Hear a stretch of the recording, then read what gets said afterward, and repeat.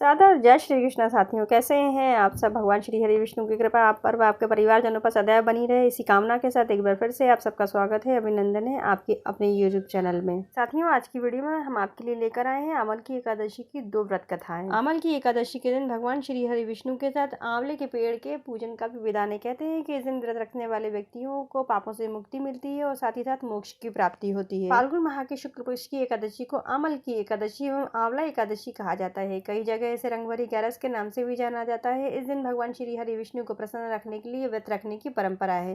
कहते हैं आंवला की एकादशी यानी कि आंवल एकादशी के दिन व्रत रखने वाले जातकों के सभी कष्ट दूर होते हैं और साथ ही साथ हर मनोकामना पूरी होती है। इस साल अमल की एकादशी का व्रत 20 मार्च 2024 मध्य बुधवार को रखा जाएगा और इसके पारण का समय और पूजन की जो मुहूर्त है उसके संबंधित वीडियो आपको मेरे चैनल पर मिल जाएगी। आप चाहें तो चेकआउट कर सकते हैं। अगर कोई इस दिन व्रत रख रहा है तो पूजन के बाद उसे व्रत कथा अवश्य सुननी चाहिए, क्योंकि कोई भी व्रत बिना कथा सुने हुए पूर्ण नहीं माना जाता है। तो मैं अमल की एकादशी की 2 कथाएं आपको सुनाने जा रही हूँ, ध्यानपूर्वक सुनिएगा। पौराणिक मान्यताओं के अनुसार माना जाता है कि ब्रह्मा जी की उत्पत्ति विष्णु भगवान की नाभि से हुई है। एक बार ब्रह्मा जी ने परम ब्रह्म की तपस्या कर स्वयं को जानने का प्रयास किया।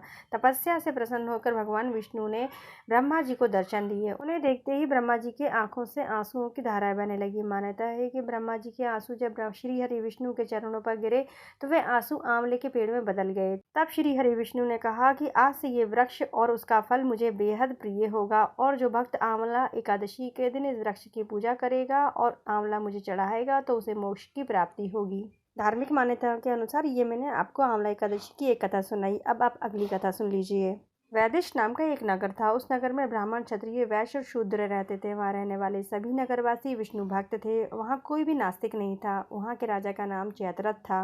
राजा जयद्रथ विद्वान थे और बहुत ही धार्मिक थे। सबसे खास बात यह है कि उस नगर में कोई भी व्यक्ति दरिद्र नहीं था। नगर में रहने वाला हर शख्स एकादशी का व्रत रखता था। एक बार फाल्गुन माह में अमल की एकादशी आई। सभी नगरवासी और राजा ने ये व्रत किया और मंदिर जाकर आंवले के वृक्ष की पूजा की और वहीं रात्रि जागरण भी किया। तभी रात के समय वहाँ एक बहेलिया आया। बहेलिया घोर पापी था, लेकिन उसे भूख और प्यास लगी थी, इसलिए मंदिर के कोने में बैठकर जागरण को देखने लगा और विष्णु भगवान व एकादशी के व्रत का महात्म्य की कथा सुनने लगा। पूरी रात बीत गई।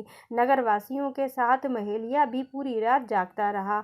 सुबह होने पर नगरवासी अपने घर चले गए। बहेलिया भी घर जाकर भोजन किया।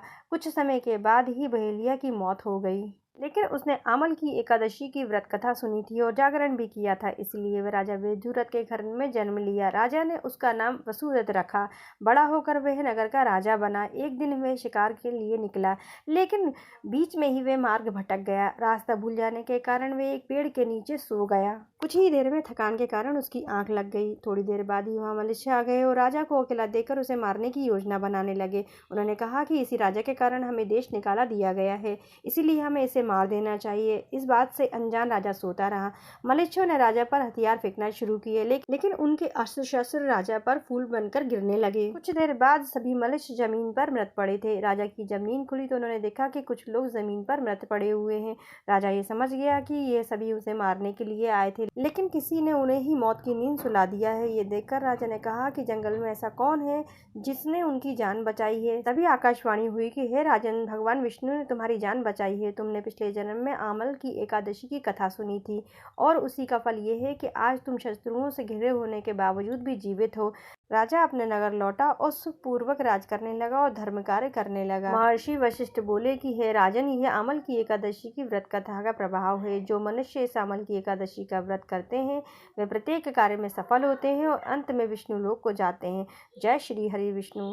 ओम श्री लक्ष्मी नारायणाय नमो नमः।